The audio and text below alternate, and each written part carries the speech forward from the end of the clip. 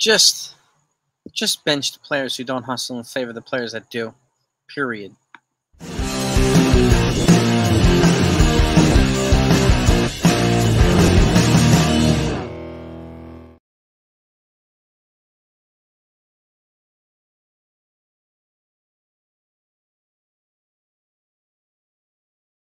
Hope you're all doing well. So, yeah, terrible loss for the Yankees last night. They lost the series against Texas Rangers. They're 80-60 now, 22 games left, 20 games over 500, and a half game out at first behind the Orioles, who also lost, and who lost big to the Chicago White Sox. So they lose to the worst teams in baseball too. It's not only the Yankees thing, but today I just want to talk about hustle. All right, there's been a lot of talk about Yankee players not hustling. There really is no excuse for not hustling at this level, right? You get criticized for it everywhere you play, and rightfully so. As recently as we know, Gleyber Torres has a reputation. He's known for it. Frustrates the hell out of players. Frustrates the hell out of players and team and fans, right? And Alex Verdugo has been a recent culprit of it recently as well, according to some folks. And again, you know, you have somebody here by the name of Duke Ellis right now who you can put in his place, okay? If not Trent Grisham, right? Who hit a grand slam last night. Okay? You have somebody who's fast. You also have John Birdie coming back probably within a matter of a couple days. Playing the infield. You also have Jazz Chisolm. Now, reasonably, you could really bench Verdugo and Gleyber Torres. Okay? And when John Birdie comes back, you could play Birdie a third or Oswaldo Cabrera, because I appreciate his style of playing his hustle, if not being at the very least a utility guy. Okay? And you can move Jazz Chisolm the second in place of Gleyber Torres, put Birdie the third, and you can play Duke Ellis in left field. Okay? So you benched a couple guys who have been hustling in favor of guys that do, fast guys. And remember, these guys, two of them at least, Chisolm and Ellis, are super fast, as is Birdie. But they also bat from the lefty side, meaning what? They're closer to first base. They're going to be harder to throw out. They're on that side of the plate. So if they drag hit or drag bunt, they're already a step ahead. And with speed, it gives them an advantage. Yeah, I know. I mean, why haven't you mentioned Jasson Dominguez? Why haven't you done it? Well, there's a reason. I mean, I like Jasson Dominguez, but he's a culprit of this too. What do you mean? Are you trashing Dominguez? No. Here's an article. Okay? I'm posting it for you. Okay? Check this out. What does that say?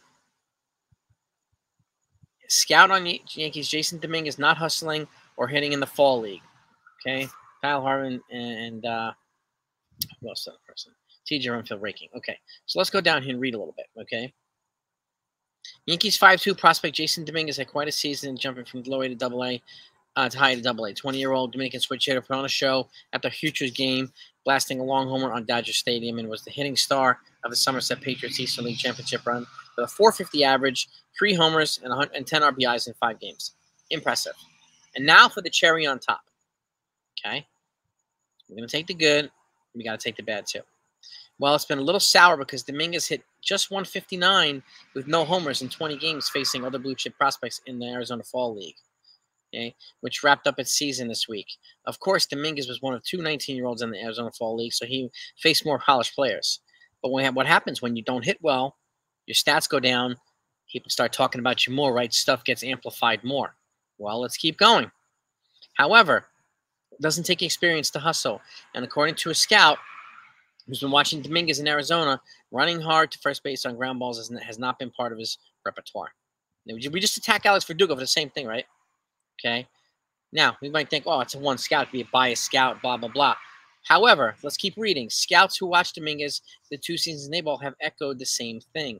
It's multiple scouts echoing the same thing. Okay?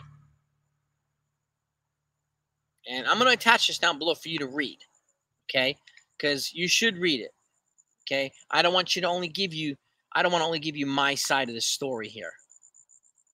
Okay, that's not fair. I want you to have the full story. And like I always said, whether it's good or bad, I want you to know everything. And this is an article that's out there, echoed by multiple scouts. So Jasson Dominguez has to be held to the same standard. Period. Period. Period. Period. He's an exciting player, yes. Okay? He's clearly talented. Clearly. But it is a thing with him as well. Or has been. And again, that you can't. I'm not gonna really blame Aaron Boone for that, because this happened when he was not being managed by Aaron Boone. So this could be when he was coming up through the system. It was. Okay? I don't know if it's a system-wide thing. I'm not there. Okay? And there's some people who will likely assume it's a system-wide thing. They don't hustle throughout the system. It's not held accountable. Blah, blah, blah. Okay? A lot of star players over the years have been known to not hustle. Okay? There's one reason why they call Pete Rose Charlie Hustle, because he did hustle. He made opposing players and opposing fielders very uncomfortable. Right? Because he hustled. They were afraid of being crashed into with him, especially catchers. Can't blame them. Right? Now, if Jasson Dominguez comes up, when he comes up, and I do think he will, and he deserves a shot to come up, I hope he performs well. I really do. And I'll be cheering for him every step of the way. But again, if I'm going to hold major leaguers to the standard, got to hold major league prospects, top prospects to the standard as well. Like I said, I don't do talking points. I have articles to back it up. This might piss people off, but be pissed at Jasson Dominguez. Don't be pissed at me for sharing it. Okay? And again, I'm attaching this down below so you can read it for yourself. This is not me making it up. It's fair so that you know this, in my opinion. It's not fair to hide this information from you. And if it happens later and people start blaming Boone, right, if he's still the manager, this happened before Aaron Boone. And I'm not standing up here defending Boone, much to people's frustration. And a lot of people say it all the time. Spokesman for Boone, spokesman for Cashman. I haven't even mentioned Cashman. I'm not defending Boone. I'm pointing out a fact that maybe some people don't want to hear, because it counters the talking points that they've been fed on a daily basis. And I'm not saying it's not right to be frustrated for the lack of hustle for some players. Absolutely it is. 100%. And it sucks that they've been losing as much. Okay? Last night sucked a little bit less for me. They did show something, and I do feel Giancarlo Stanton was robbed at that of a home run at the end of the game. Wyatt Langford, kudos to you for a great play. Okay? And I'm glad that they said they're going to do closer by committee. Maybe they'll address some of the frustrations that a lot of people have been experiencing with Clay Holmes. And he's been open-minded. He's taking the punches. He takes it right in the chin in the post-game interviews. So I got to give it to him. Stanton does it when he plays bad. IKF did it when he played bad. I gave those guys credit for it too. Okay? You can trash them all they want, but if they take the hard questions, they take it in the chin, got to give them credit for that too. At least I do. Okay? And people can disagree with me for that all they want. It's all good. So, but I wanted to share this with you because it's important to know. But with that said, if he hustles up here and whoever's out, like Verdugo or Grisham, don't hustle, sit their asses, play Dominguez. Period. Same thing applies to everybody else across the board. If they're not going to hustle, sit them for players that will. I would rather lose with players who hustle than win with players who don't. Period. That's the way I'm thinking here. And again, as a former baseball player, I've seen, and a coach as well, it's pretty easy to the eye, especially in person when people aren't hustling and I'm not into it, okay? It's amplified even more on TV because people replay something 6,000 times. So people get fired up. Can't blame them. Really can't.